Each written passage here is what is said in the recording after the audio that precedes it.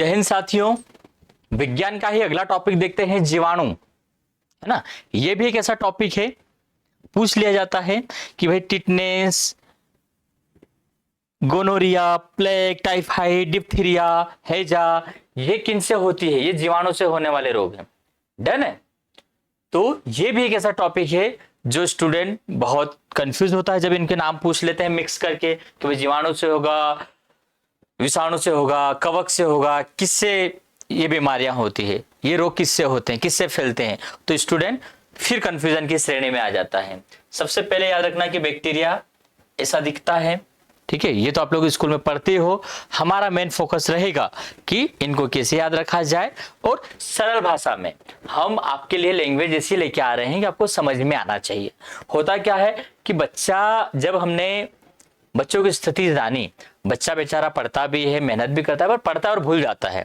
तो हमारा मेन काम है आप लोगों के लिए कठिन से कठिन टॉपिक को सरल बनाना और भाषा ऐसी सरल लेकर आना कि हर बच्चे को समझ में आए। समझ में आया कि नहीं? बढ़ते हैं आगे बेटा। देखो टॉपिक है हमारा जीवाणु।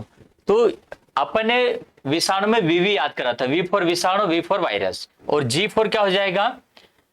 जीवाणु को अपन जी से लिखेंगे, ये जी हो जाएगा, और इसको क्या बोलेंगे इंग्लिश में? बैक्टीरिया बोलेंगे।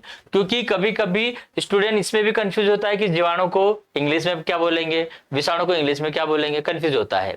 तो वी विषाणु, वायरस, जी फॉर जीवाणु, बी फॉर बैक्टीरिया। कैसे याद रखोगे? देखो जीबी आ गया तो अपन मोबाइल में डेटा यूज करते हैं 1 GB, 2 GB, 3 GB। तो जीबी से याद हो जाएगा जी फॉर जीवाणु, बी फॉर बैक्टीरिया। सिंपल। देखो इसकी परिभाषा देखना, जीवाणु ऑलरेडी क्या होता है? जीवित रहते हैं। जी फॉर जीवाणु, जी फॉर जीवित, छोटे छोटे सजीव जीव होते हैं और अपने आप ये ऑटोमेटिक बढ़ सकते हैं और बिल्कुल शरीर में जाकर ये बीमारियां फैलाते हैं। विषाणु में क्या रहते हैं? वो बाहर बिल्कुल निष्क्रिय रहेंगे, शरीर में अंदर जाके सक्रिय होंगे। और इसमें क्या होता है? पहले जीवित है, अपने आप में आगे भी बढ़ेंगे। तो जीवाणु सजीव होते हैं और विषाणु क्या होते हैं? वो निर्जीव होते हैं और ये सजीव होते हैं। वो तो क्या होता है कि अंदर जाके सक्रिय होते हैं, अंदर जाके एक्टिव हो जाते हैं। और ये क्या होते हैं? बाहर भी सजीव रहेंगे और ये खुद आगे ये खुद न खुद बढ़ सकते हैं, खाना भी खा सकते हैं और शरीर के अंदर जाके सक्रिय रहते हैं। समझ में आया कि नहीं? अब हमको ये पता लगाना है कि जीवाणु से होने वाले रोग कौन कौन से हैं। तो कौन कौन रोग का नाम क्या है? गोनोरियो, सिफिलिस, टाइफाइड, प्लेग, डिप्थीरिया, तपेदिक, टिटनेस, खांसी, न्यूमोनिया और हैजा। हमने पढ़ तो लिया है नॉर्मली और हम ऐसे स्कूल में भी पढ़ लेते हैं लाइन से, स्टेप बाय स्टेप, पर भूल जाते हैं। तो मैं आप लोगों के लिए फिर एक यहाँ पर एक ट्रिक रख के लाया हूं, एक लॉजिक, कि आपको याद करने में हेल्प हो जाए। क्या है? जीएसटी पंडित का टीका नया है।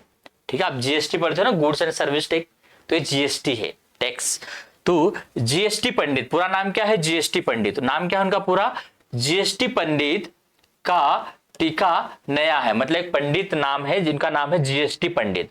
उनका जो टीका है वो कैसा है? नया है। नया नया टीका लगाकर वो आए हैं, बस इतना याद रखना, न्यू आने नया। देखो तो लिख दो सबसे पहले जीएसटी। जी से गोनोरियो, सी से सिफिलिस, टी से टाइफाइड। पंडित, ठीक है, पंडित। तो प्लेग, डिप्थीरिया और तपेदिक।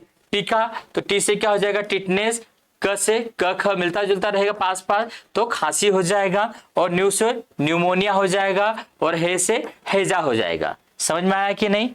इस तरीके से पंडित जी का क्या होता है? टीका नया है, तो न्यू से न्यूमोनिया और हे से हैजा हो जाएगा। इस तरीके से आप लोग पढ़ोगे तो आप लोगों की चीजें आसान हो जाएगी और साथ ही साथ ये भी पता चल रहा है कि हमारे लिए कितना इंपॉर्टेंट है और हर जगह काम आएगा। पढ़ो एक बार जो हर जगह काम आए, ये होती है आज की स्मार्ट और बेस्ट रणनीति। इस तरीके से पढ़ेंगे तो हमें हर जगह इसका फायदा मिलेगा। जय हिंद, मिलते हैं अगली क्लास में।